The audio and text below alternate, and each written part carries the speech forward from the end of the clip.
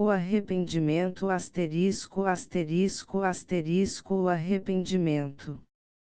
O arrependimento. Romance. Em tempos da minha mocidade costumava visitar a miúdo uma boa velha, minha vizinha, que me honrava com a sua estima e amizade. Humildemente confesso que não há sociedade mais deleitosa e agradável do que a de uma mulher que soube envelhecer. A sua conversação instrutiva e divertida é um inesgotável tesouro de lembranças, anedotas, observações chistosas e reflexões circunspectas. É finalmente uma revista do passado.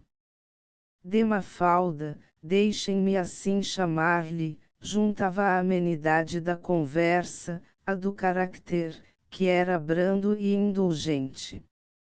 Quando tinha ocasião de ir passar uma noite com ela, parecia-me que as horas voavam ligeiras e que corriam mais rápidas do que quando as gastava a distribuir finezas e galanteios às mais formosas rainhas dos mais brilhantes salões. Era sempre com vivo pesar que havia a apontar para o relógio, indicando-me que a hora de me retirar tinha chegado, e voltava à minha casa com o espírito mais rico, e o coração satisfeito e melhor. A história que vou contar-vos, minhas caras leitoras, foi-me dita por de Mafalda em um destes serões em que vos falei. Era em uma bela noite de junho, fui encontrá-la sentada na sua cadeira a Voltaire, tendo a seus pés, deitado em um coxim, o seu cãozinho querido, os olhos tinha-os semi-abertos, um sorriso nos lábios, e parecia respirar com prazer a aragem, que, embalsamada pelas flores do jardim, se coava pela janela meia aberta. Quando cheguei junto de ela vinha indignado porque um de meus parentes tinha sido vítima de um abuso de confiança, contei-lhe o sucedido, e no calor da narração não poupei ao culpado as maiores imprecações, nem deixei de lhe dizer que desejava fazer-lhe todo o mal possível. Devagar, meu querido amigo, me disse, ela não o julgava tão irracível, nem que tivesse tão pouca caridade para com o próximo. Sabe lá, se, com a vida, não tiraria ao culpado o marido de para o futuro se poder reabilitar pelo arrependimento, e se o momento em que lhe infringisse o castigo não seria o destinado por Deus para esse arrependimento.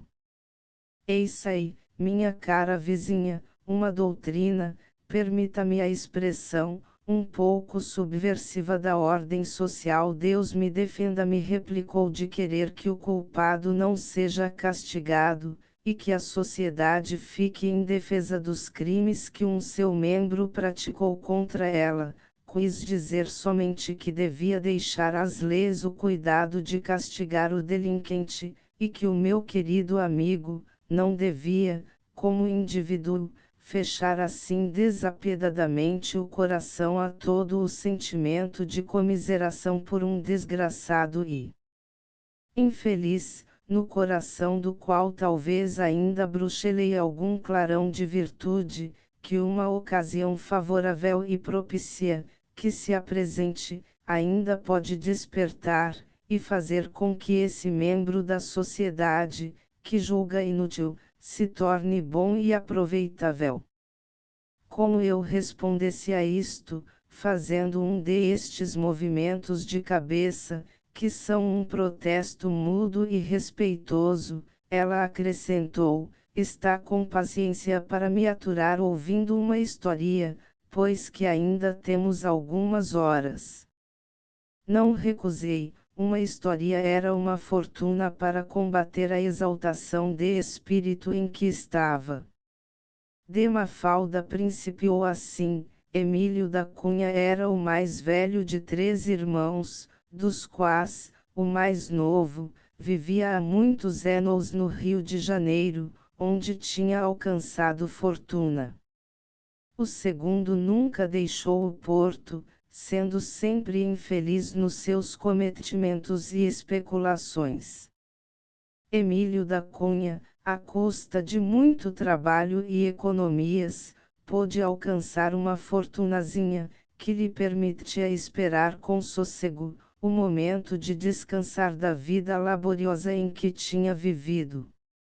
Uma quarta pessoa completava esta família, que era uma irmã, que tendo seguido seu marido à Índia, para onde ele tinha sido despachado, e não vindo nenhum deles a figurar em esta minha historia, não os recordarei mais.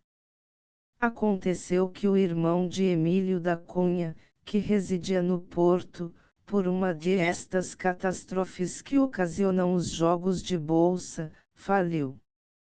Teve tal sentimento por este facto, que faleceu 3 dias depois, atacado de uma febre cerebral. A herança, que deixou, foram dívidas e um filho. Emílio da Cunha, que tinha um coração bondoso, e um caráter pundonoroso, para que a memória de seu irmão não ficasse desonrada, comprometeu-se a pagar as dívidas e recolheu em sua casa o filho para lhe substituir o pai, que tinha perdido, procedimento louvável, e digno de se admirar, sabendo-se que ele tinha uma filha, para quem, passados 4 ou 5 anos tinha a procurar um casamento vantajoso.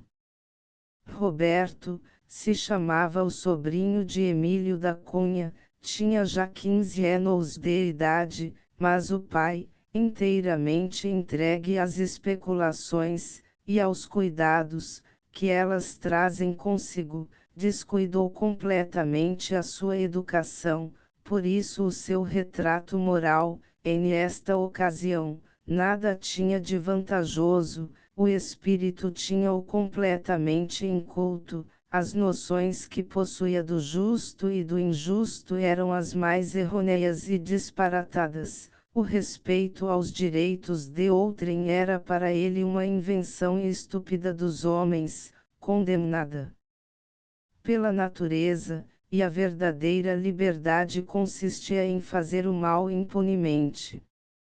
Se algum bom instinto, ou algum vislumbre de virtude, existia no coração de Roberto, ainda estava em embrião, porque se não tinha demonstrado. Quantas e quantas vezes, enquanto que o pai, cego pelas especulações, concentrava todas as suas faculdades intelectuais na realização de um impossível, não deixou Roberto de ir ao colégio, fazendo o que em termo escolar, se chama gazear, e gastava as horas de estudo em andar a vagabundear pelos campos e praças. De aí proveio o tomar relações com meia dúzia de garotos, ou vadios, permita-me a frase, para quem nada era sagrado nem nas ações, nem nas palavras. De aí nasceu a falta de respeito pela propriedade alheia, roubando os pomares, e o endurecimento de coração, castigando barbaramente ânimas inofensivos.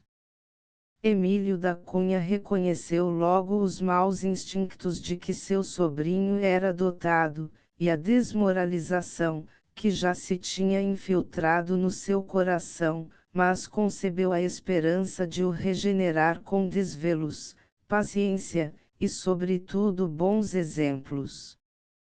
Sua filha, a que chamarei Valentina, de 14 anos de idade, contribuiu poderosamente para a realização de este seu empenho, tão justo e louvável. Era uma menina para quem a natureza tinha sido pródiga em encantos de rosto, de espírito e coração, a ponto de qualquer que a via admirar, e de quem a ouvia amá-la imediatamente. Tinha uma tal influência, ou magia sobre os que se acercavam dela, que aos bons tornava os melhores, e aos maus fazia-lhe retirar envergonhados para o fundo do coração os maus instintos. Esta magia não teve menos poder sobre Roberto, do que sobre os outros, de sorte que a regeneração que ele sofreu, nos seus costumes e ações, foi tão sensível, que o bondoso Emílio da Cunha revia-se alegre e contente na sua obra, e congratulava-se dos resultados que tinha colhido.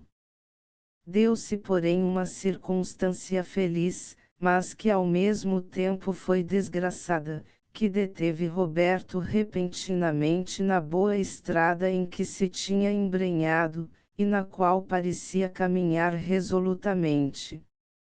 Por uma carta chegada em um dos puquets ingleses do Brasil, soube Emílio da Cunha, que seu irmão mais novo tinha falecido, deixando-o, por ele ser o seu mais próximo parente, herdeiro de uma fortuna considerável. Bens rústicos e estabelecimentos indústrias é no que consistia a fortuna, dos quais se poderia colher bons lucros, sendo bem geridos, conforme o tinha praticado o seu defunto proprietário, mas Emílio da Cunha, além de se não julgar com conhecimentos e forças para bem gerir a indústria com que seu irmão tinha feito fortuna, não tinha desejo, nem queria expatriar-se. Foi até com imensa repugnância que se resolveu a ir ao Brasil tomar posse e liquidar a herança. Parecia que um secreto pressentimento o avisava do que tinha de acontecer, levando-o a considerar como uma desgraça esta viagem, a que os sagrados direitos de sua predilecta filha Valentina o obrigavam a empreender.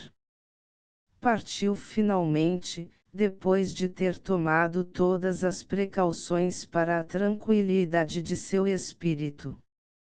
Valentina entrou em um dos colégios de educação mais acreditados do Porto, e Roberto ficou em uma casa particular, onde lhe deviam prestar todos os cuidados que exigiam a sua idade, pois que já então tinha 17 anos, e a sua completa ignorância, de que até uma criança de 8 anos poderia zombar.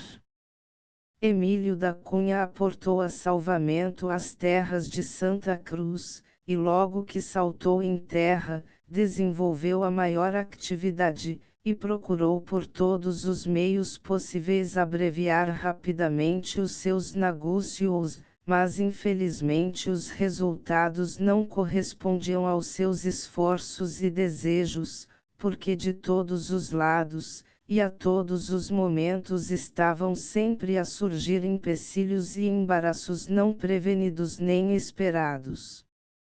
Havia já um ano que Emílio da Cunha tinha chegado ao Brasil, e ainda os seus negócios não estavam mais adiantados que no primeiro dia.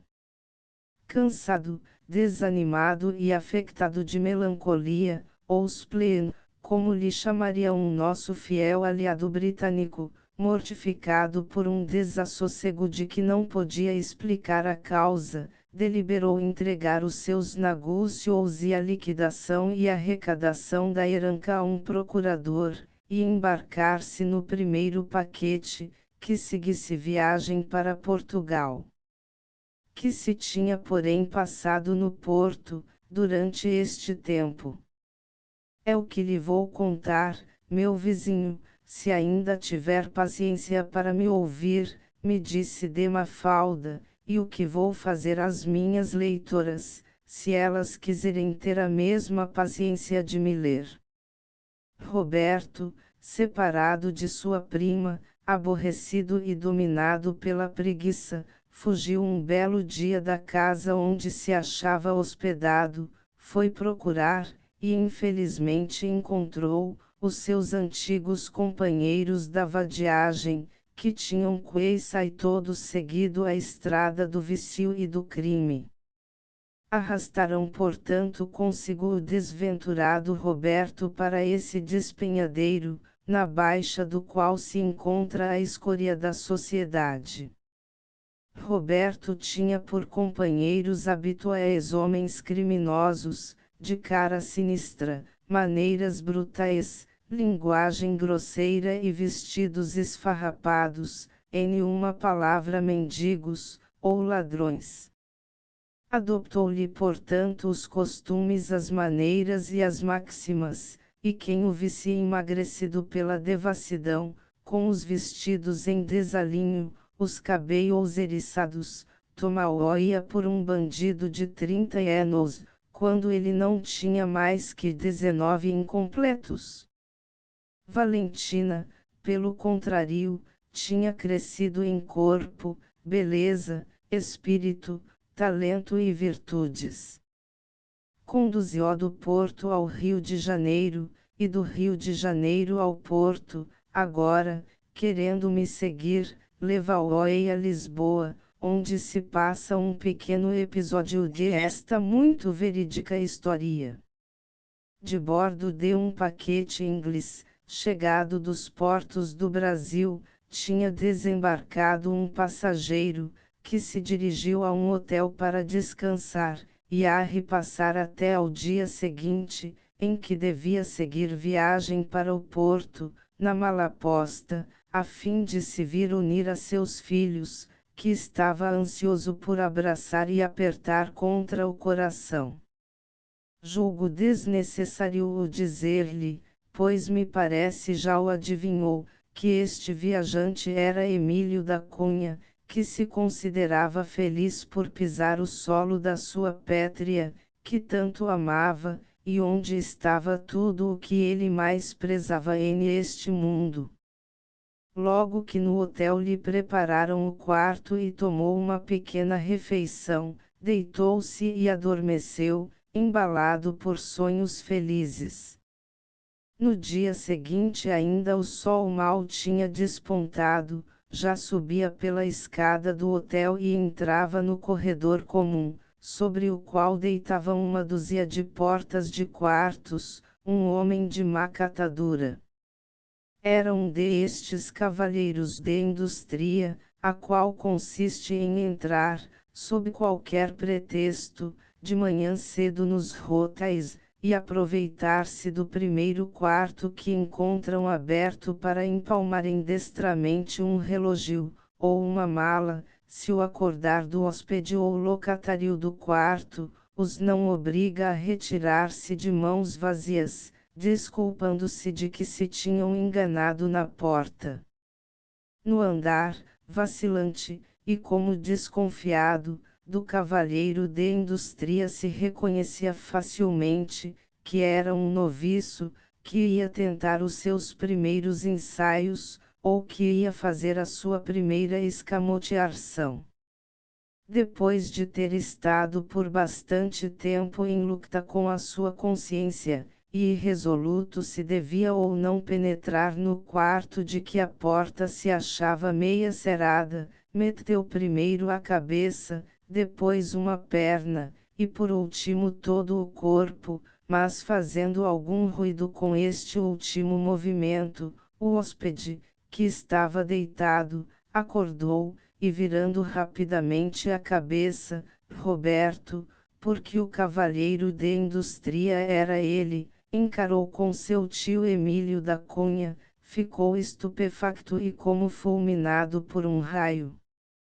Nesse mesmo dia de tarde Emílio da Cunha tomou lugar no caminho de ferro até ao Carregado, e na Malaposta até ao Porto, onde 36 horas depois se achava nos braços de sua querida filha Valentina, que imediatamente tinha ido procurar ao colégio. Tu saís já do colégio, minha filha, lhe diz Emílio da Cunha, para retomares, e nunca mais deixares, o teu lugar a meu lado.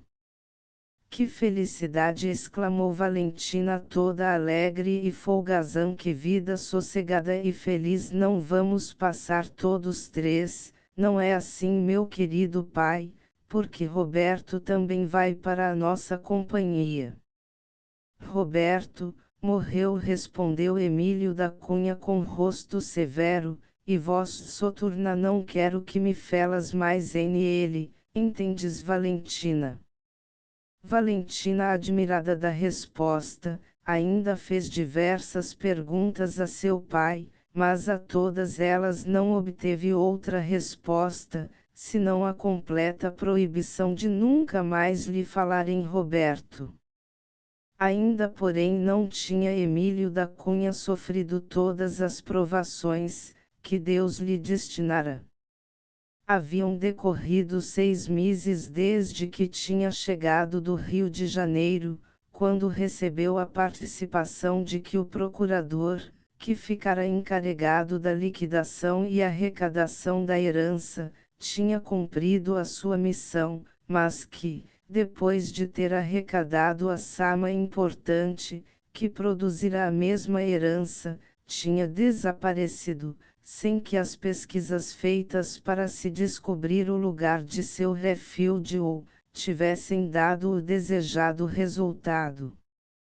Emílio da Cunha ficou completamente arruinado por este facto, porque, impaciente por satisfazer os credores de seu irmão, pai de Roberto, tinha vendido tudo o que possuía em Portugal. O golpe foi forte, mas ainda assim não o foi bastante para poder subjugar a coragem do bom e respeitável velho, mostrando-se Valentina nesta conjuntura, digna filha de um tal pai.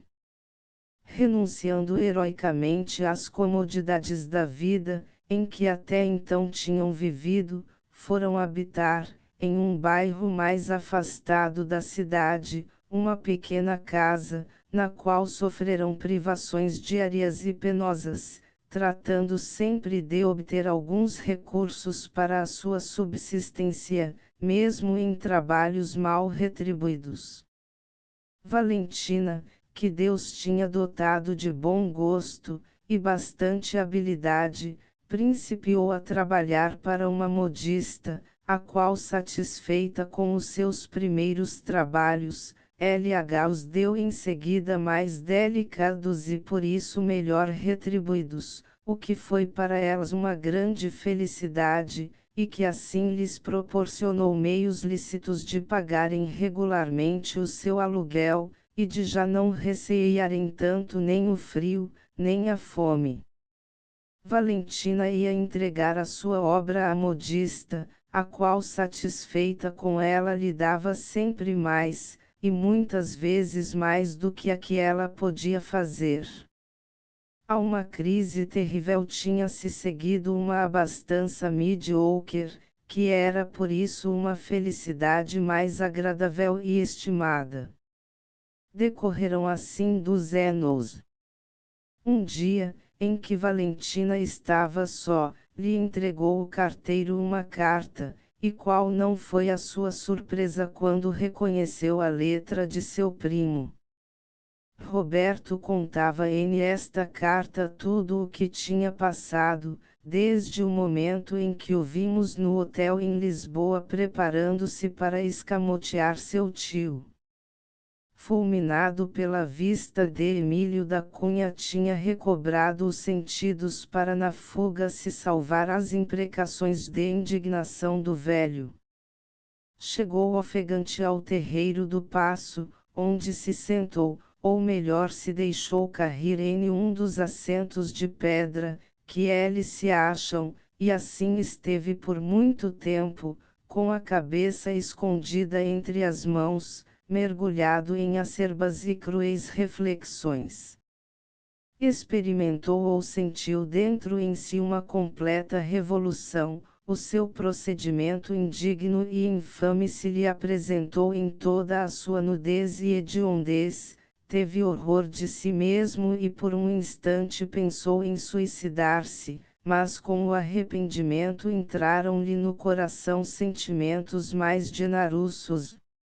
Lembrou-se que, tendo de hora avante uma conduta honrosa e ilibada, ainda poderia chegar a fazer esquecer os seus erros passados, e reanimado por esta feliz lembrança, que o seu anjo bom lhe tinha sugerido, levantou-se resoluto a trabalhar para a sua reabilitação, e a não descansar sem a ter chegado a alcançar. A ocasião favorável não se fez esperar muito, porque um capitão de um navio mercante, que estava aparelhando para a Califórnia, lhe concedeu passagem gratuita, mediante os seus serviços e o seu trabalho na viagem. Aportou Roberto à Califórnia e, sorrindo-lhe a fortuna, em lugar de se embrenhar no jogo, arriscando assim as suas economias, fundou um estabelecimento, que ia prosperando, faltando unicamente para a sua felicidade se tornar completa, o obter o perdão de seu tio, e a esperança de poder tornar a ver sua prima, cuja imagem tinha constantemente na ideia, e o sustentava e animava esta nova estrada de trabalho e ordem, de que não pensava mais em se desviar.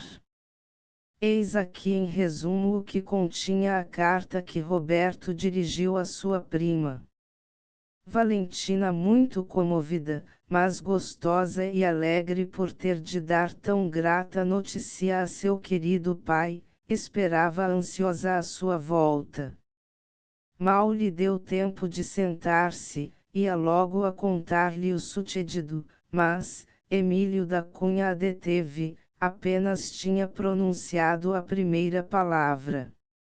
Valentina insistiu, mas o velho levantou-se com a maldição nos lábios, ela lançou-se-lhe de joelhos aos pés, chorou, suplicou, mas ele a tudo ficou impassível e inflexível. Valentina, consternada, respondeu à carta de seu primo descrevendo-lhe o sucedido, e a inutilidade de seus esforços, mas para o não desanimar prometia-lhe de os renovar, e que os repetiria até que chegasse a mover seu pai à comiseração e piedade, de que não desesperava. A carta continha também a descrição de todos os sucessos, que se tinham dado desde que Roberto tinha desaparecido, a decadência de Emílio da Cunha, a pobreza em que tinham vivido enquanto que o seu trabalho mal retribuído lhe dava parcos meios de subsistência, e o melhoramento de sua posição. Finalmente continha também algumas palavras de exortação e amizade.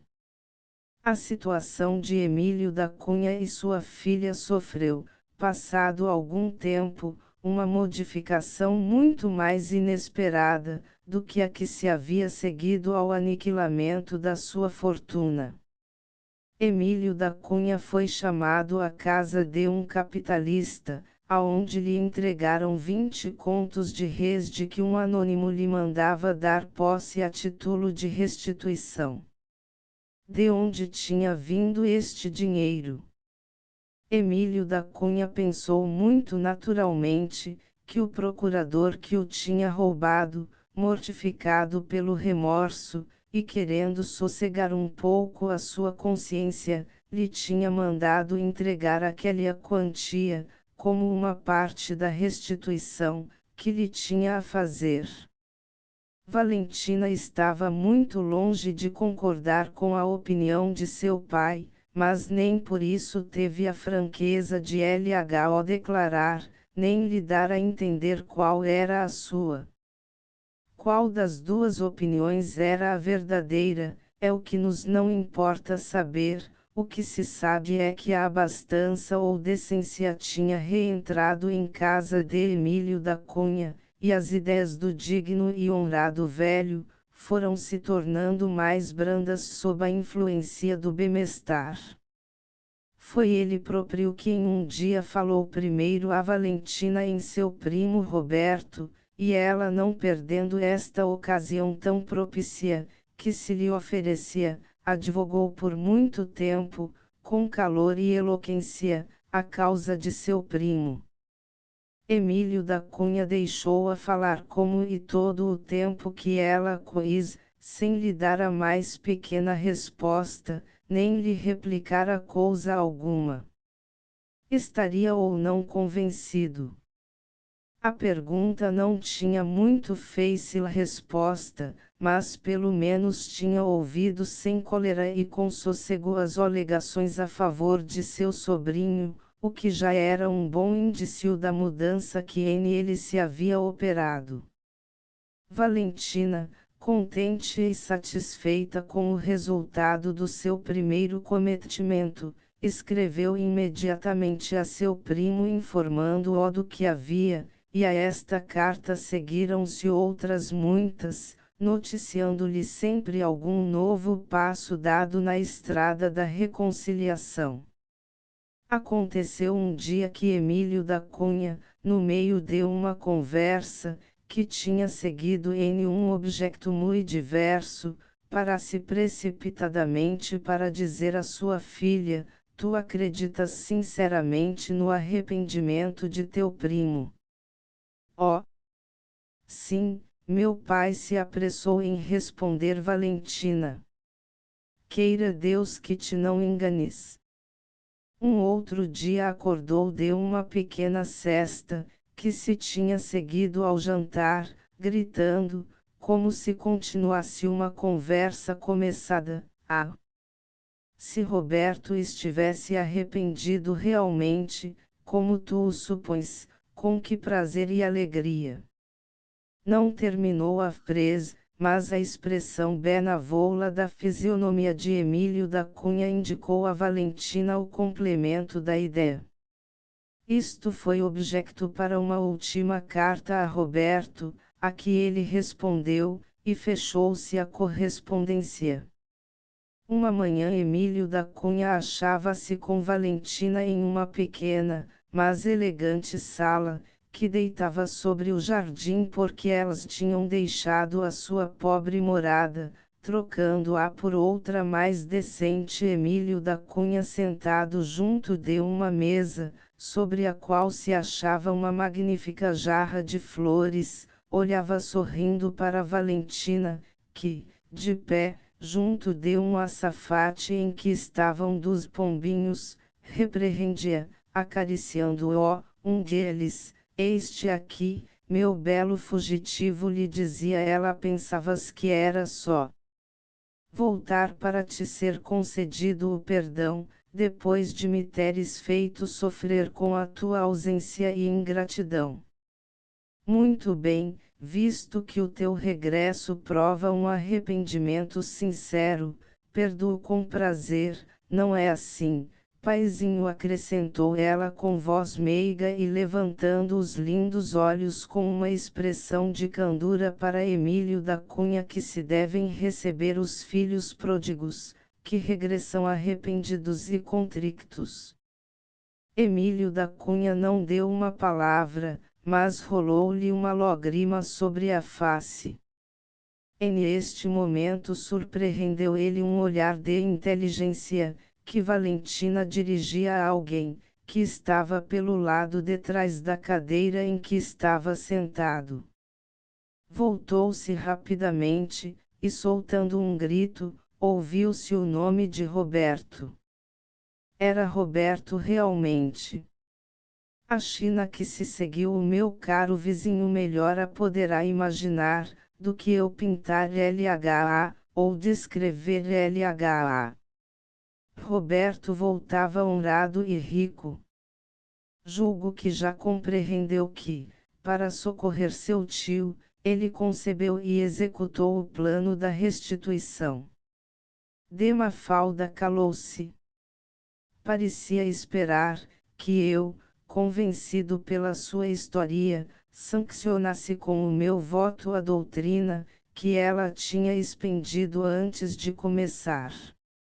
Ah, lhe disse eu com admiração sincera, é que se podia facilmente escrever um romance. Isso quer dizer que me faz a honra de julgar esta minha história como produção da minha imaginação e fantasia. Limitei-me a inclinar-me respeitosamente, e aqui terminou a nossa discussão. No dia seguinte, Mafalda ofereceu-se para me apresentar a um seu sobrinho, proprietário de um estabelecimento industrial importante nos subúrbios do Porto. Aceitei gostosa e prontamente. Fui recebido com extrema bondade e franqueza. O sobrinho de Mafalda gozava uma felicidade digna de ser invejada. Era casado com uma mulher, que era um anjo de beleza e bondade, e tinha um filho o mais lindo e traquinas que se pode imaginar. O seu estabelecimento florescia e prosperava. O seu nome figurava entre os principais e os mais honrados do mundo comercial e industrial. Em uma palavra, nada faltava à sua glória, fortuna e felicidade doméstica. Que pensa de meu sobrinho? Me perguntou Mafalda, quando nos retiramos. Ah, minha senhora, nada mais ambiciono do que poder imitá-lo, pois aquele que viu é o Roberto da minha história. Recolhi-me a casa fazendo para mim as seguintes reflexões: que a regeneração do homem pelo arrependimento não é utopia, e que a sociedade e a sua organização é que são as causas principais, que ocasionam que muitos de seus membros não se regenerem, por lhe embargarem ou matarem logo algumas centelhas de virtude, que ainda tinham no coração. Pensem, e verão o corolário que tirão. Fim. Nota do transcritor: a edição da obra aqui transcrita foi publicada em 1863 num volume que continha 3 romances denominados Annals de Prosa, A Gratidão e o Arrependimento. End of the Project Gutenberg e-book O Arrependimento Update editions will replace the previous one. The old editions will be renamed. Creating the works from print editions not protected by US copyright law means that no one owns the United States copyright in these works. So the foundation, and you, can copy and distribute it in the United States without permission and without paying copyright royalties. Special rules, set forth in the general terms of use part of this license, apply to copying and distributing Project Gutenberg trademark electronic works to protect the Project Gutenberg trademark concept and trademark. Project Gutenberg is a registered trademark, and may not be used if you charge for an e-book, except by following the terms of the trademark license, including paying royalties for use of the Project Gutenberg trademark. If you do not charge anything for copies of this e-book, complying with the trademark license is very easy. You may use this e-book for nearly any purpose such as creation of derivative works, reports, performances and research. Project Gutenberg e-books may be modified and printed and given away. You may do practically anything in the United States with e-books not protected by US copyright law. Redistribution is subject to the trademark license, especially commercial redistribution.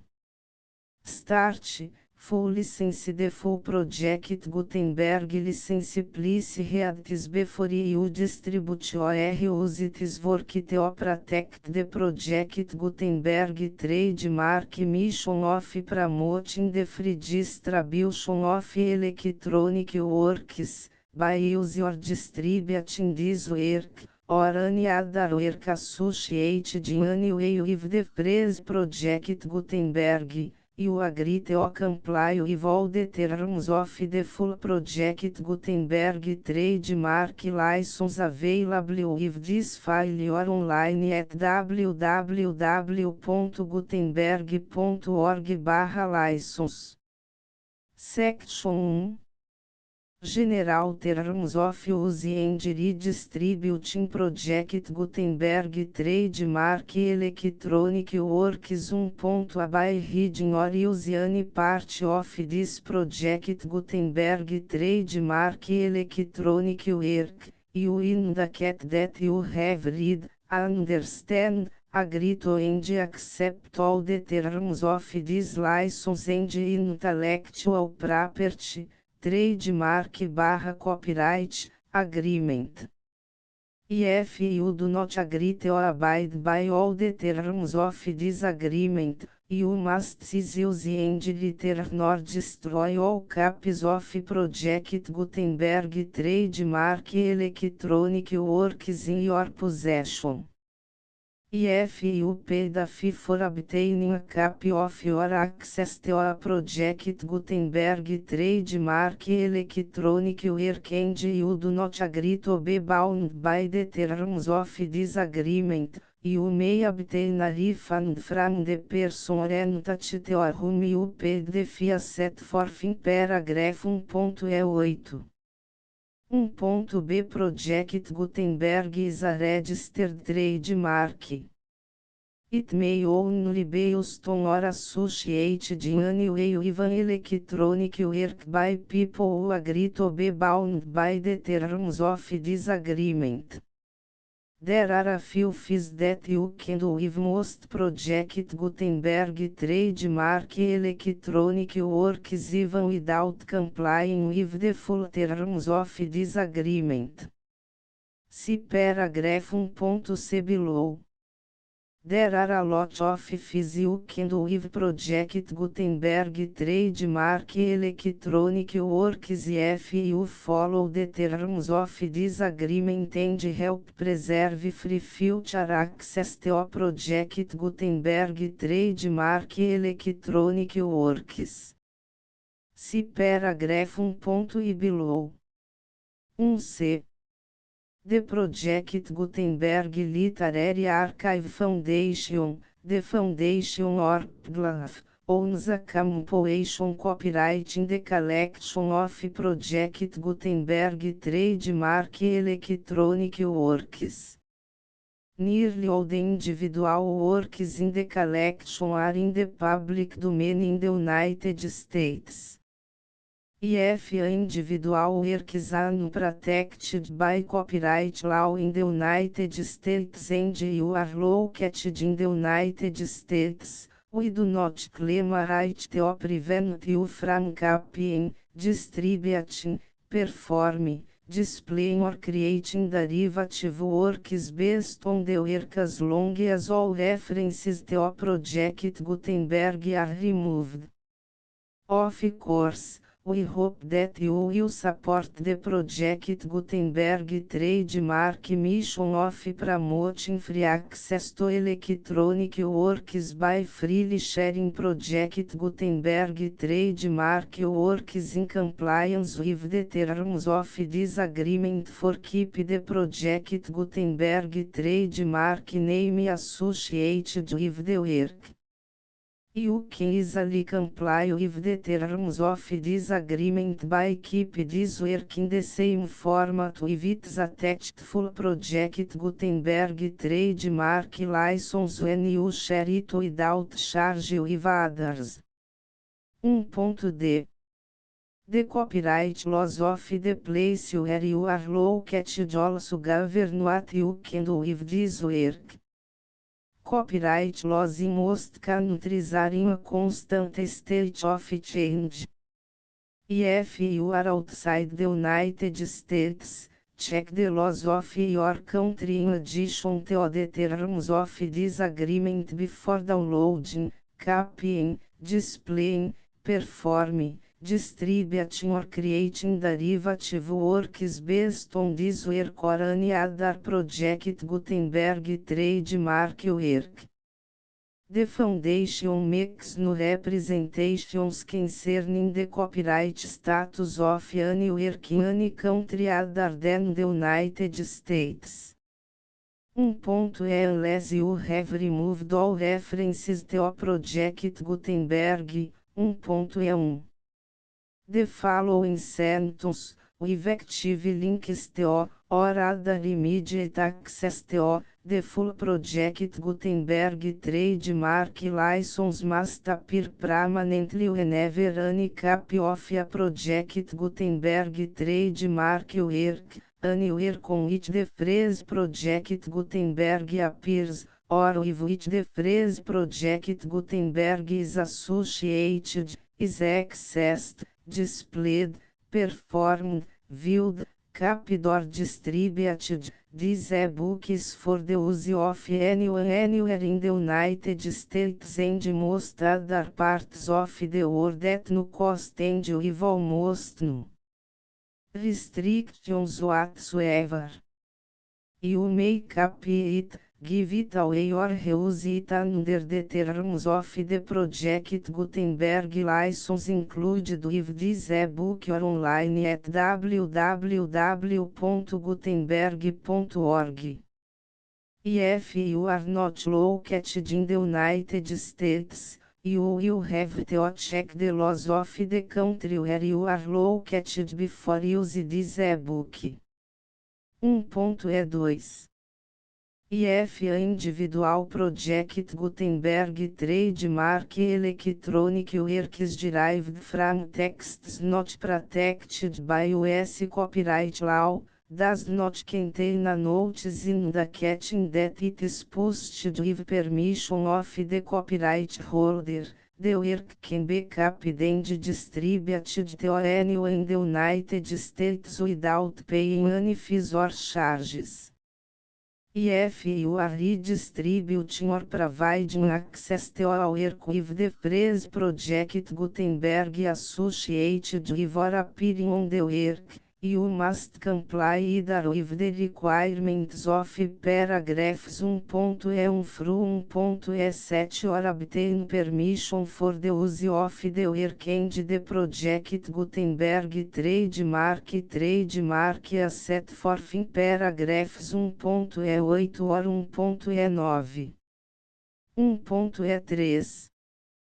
If a individual Project Gutenberg trademark electronic works posted with the permission of the copyright holder, your use and distribution must comply with both paragraphs 1.1 through 1.7 and any additional terms imposed by the copyright holder.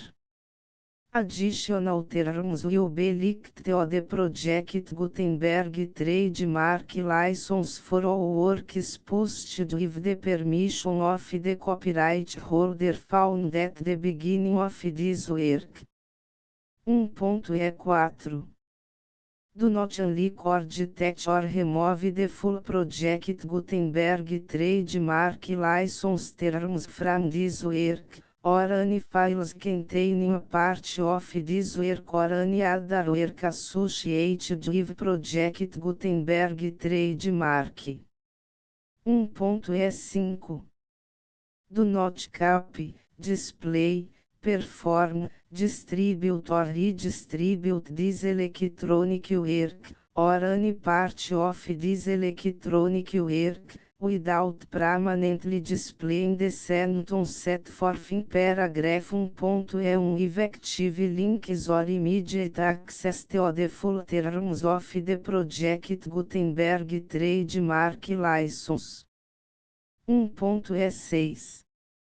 You may convert to and distribute this work in any binary, compressed, marked up, non-proprietary or proprietary form, including any word processing or hypertext form. However, if you provide access to or distribute copies of a project Gutenberg trademark working format other than plain vanilla as or other format used in the official version posted on the official project Gutenberg trademark website, www.gutenberg.org fecha parênteses you must, at no additional cost, for expense to the user, provide a copy, a means of exporting a copy, or a means of obtaining a copy upon request, of the work in its original plain vanilla as or other form. Any alternate format must include the full project Gutenberg trademark license as specified in paragraph 1.E1. 1.E7. Do not charge a fee for access to, viewing, displaying, performing, copying or distributing any project Gutenberg trademark works unless you comply with paragraph 1.E8 or 1.E9. 1.E8. You may charge a reasonable fee for copies of your providing access to or distributing project Gutenberg trademark electronic works provided that, item you pay a royalty fee of 20% of the gross profits you derive from the use of project Gutenberg trademark works calculated use the method you already use to calculate your applicable taxes. The fees owed to the owner of the project Gutenberg trademark, but he has agreed to donate royalties under this paragraph to the project Gutenberg Literary Archive Foundation. Royalty payments must be paid within 60 days following each date on which you prepare, or are legally required to prepare, your periodic tax returns. Royalty payments should be clearly marked as such and sent to the project Gutenberg Literary Archive Foundation at the address specified in Section 4, Information about donations to the project Gutenberg Literary Archive Foundation. Item you provide a full refund of any money paid by a user who notifies you in writing, or by email, within 30 days of receipt that S/he does not agree to the terms of the full project Gutenberg trademark license. You must require such a user to return or destroy all copies of the works possessed in a physical media and discontinue all use of and all access to other copies of project Gutenberg trademark works. Item you provide, in accordance with paragraph 1.F3, a full refund of any money paid for a work or a replacement copy, if a defect in the electronic work is discovered and reported to you within 90 days of receipt of the work. Item you comply with all other terms of this agreement for free distribution of project Gutenberg trademark works. 1.E9. If you wish to charge a fee or distribute a project Gutenberg trademark electronic work or group of works on different terms than are set forth in this agreement, you must obtain permission in writing from the project Gutenberg Literary Archive Foundation, the manager of the project Gutenberg trademark. Contact the foundation as set forth in section 3 below.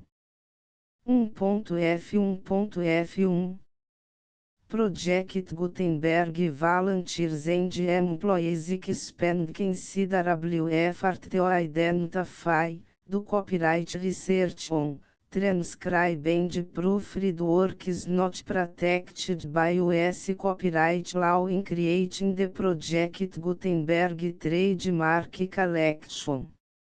Despite these efforts, Project Gutenberg trademark electronic works, and the media on which they may be stored, may contain defects such as, but not limited to, incomplete, inaccurate or corrupt data, transcription errors, a copyright or other intellectual property infringement, a defective or damaged disk or other medium, a computer virus, or computer codes that damage or cannot be read by your equipment.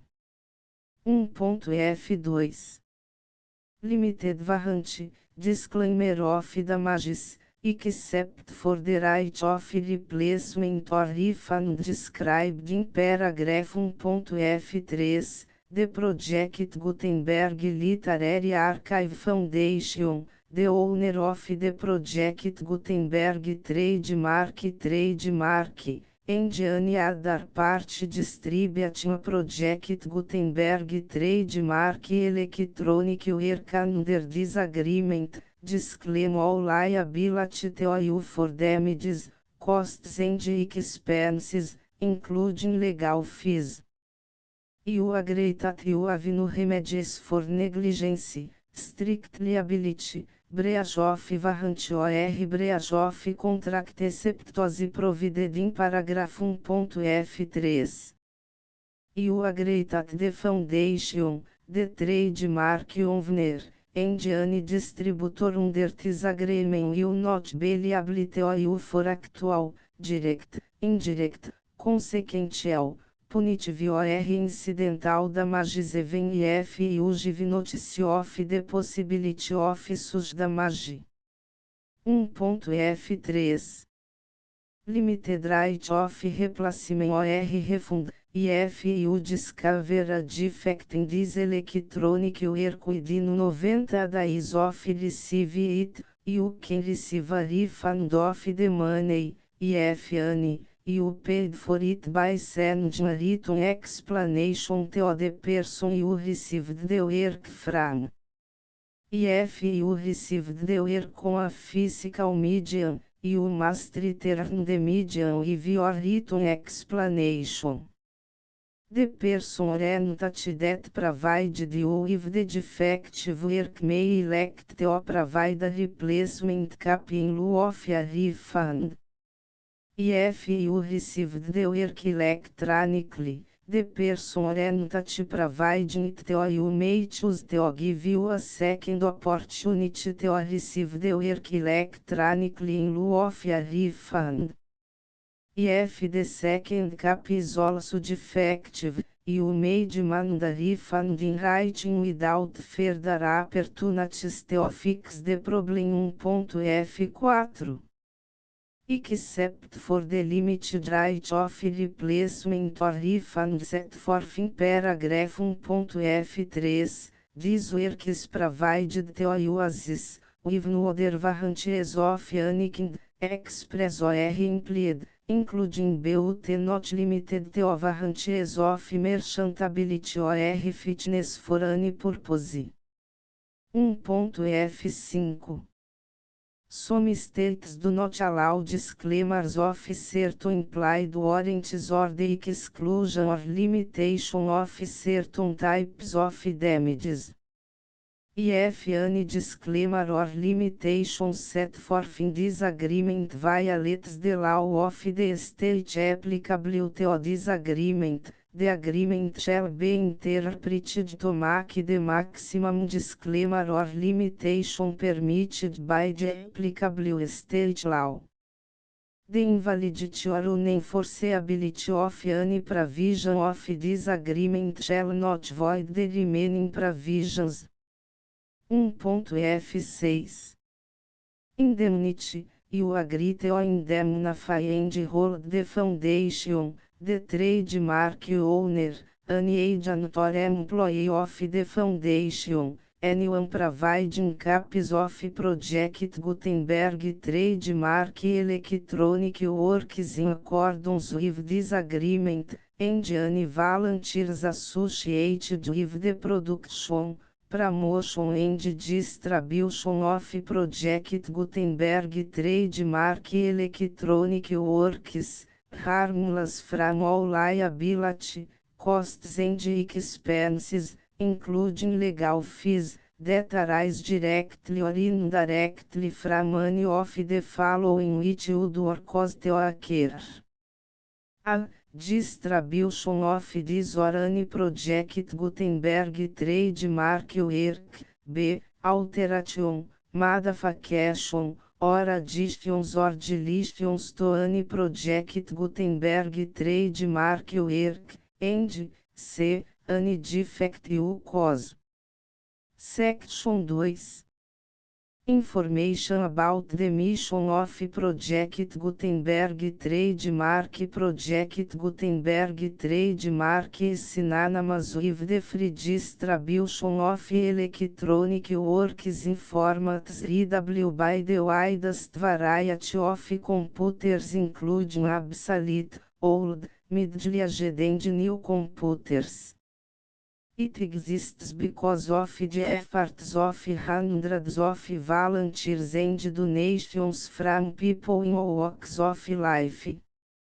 Volunteers and financial support to provide volunteers with the assistance they need are critical to reach Project Gutenberg trademark goals and ensuring that the Project Gutenberg trademark collection will remain freely available for generations to come. Em 2001, the Project Gutenberg Literary Archive Foundation was created to provide a secure and permanent future for Project Gutenberg trademark and future generations. To learn more about the Project Gutenberg Literary Archive Foundation and how your efforts and donations can help, see sections 3 and 4 and the Foundation information page at www.gutenberg.org. Section 3.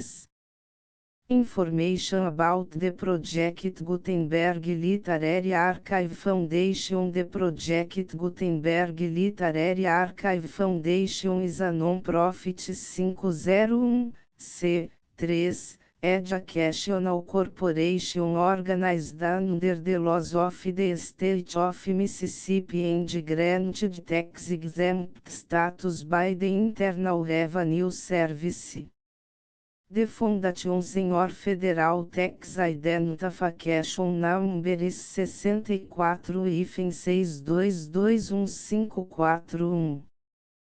Contributions to the Project Gutenberg Literary Archive Foundation are tax deductible to the full extent permitted by U.S. federal laws and your state's laws.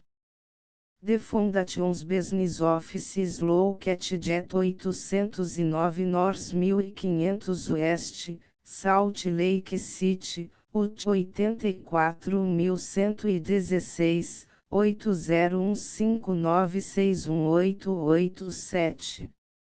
E-mail contact links and up-to-date contact information can be found at the Foundation's website and official page at www.gutenberg.org/contact. Section 4. Information about donations to the Project Gutenberg Literary Archive Foundation. Project Gutenberg trademark depends upon and cannot survive without widespread public support and donations to carry out its mission of increasing the number of public domain and licensed works that can be freely distributed in machine-readable form accessible by the widest array of equipment, including outdated equipment. Many small donations, $1 to cifrão 5,000, are particularly important to maintaining tax-exempt status with the IRS. The foundation is committed to complying with the laws regulating charities and charitable donations in all 50 states of the United States. Compliance requirements are not uniform and it takes a considerable effort, much paperwork and manifest on it and keep up with these requirements. We do not solicit donations in locations where we have not received written confirmation of compliance. To send donations or determine the status of compliance for any particular state, visit www.gutenberg.org/donate. While we can attend do not solicit contributions from states where we have not met the solicitation requirements, we know of no prohibition against accepting unsolicited donations from donors in such states who approach us with offers to donate. International donations are gratefully accepted, but we cannot make any statements concerning tax treatment of donations received from outside the United States. US laws alone swamp our small staff. Please check the Project Gutenberg web pages for current donation methods and addresses. Donations are accepted in a number of other ways including checks, online payments and credit card donations. To donate, please visit www.gutenberg.org/donate. Section 5. General Information about Project Gutenberg Trademark Electronic Works. Professor Michael S. Hart was the originator of the Project Gutenberg Trademark concept of a library of electronic works that could be freely shared with anyone. For 40 years, reproduced and distributed Project Gutenberg trademark ebooks with only a loose network of volunteer support. Project Gutenberg trademark ebooks are often created from several printed editions, all of which are confirmed as not protected by copyright in the US unless a copyright notice is included. Thus, we do not necessarily keep ebooks in compliance with any particular paper edition. Most people start at our website, which has the main page search facility, www.gutenberg.org. This website includes information about Project Gutenberg trademark, including how to make donations to the Project Gutenberg Literary Archive Foundation, how to help produce our new ebooks, and how to subscribe to our email newsletter to hear about new ebooks.